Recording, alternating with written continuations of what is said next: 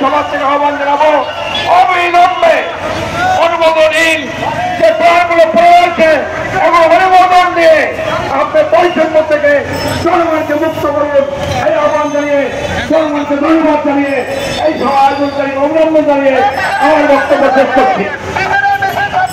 আমরা দেখেছি আমাদের মাঝে ইতিমধ্যে আরেকটি প্রতিবাদ মিছিল বিশাল ইমারত থেকে আরেকটি বিশাল মিছিল আমাদের মাঝে উপস্থিত হয়েছে। আমরা আজকের এই সভার পক্ষ থেকে তাদেরকে স্বাগত জানাচ্ছি। বন্ধুগণ, আমাদের মাঝে ইতিমধ্যেই উপস্থিত হয়েছেন বরিশালের চেম্বার অফ কমার্সের সম্মানিত সভাপতি বীর মুক্তিযোদ্ধা ওবায়দুল হক। আমরা আজকের এই প্রতিবাদ সমাবেশে তাকে স্বাগত জানাচ্ছি।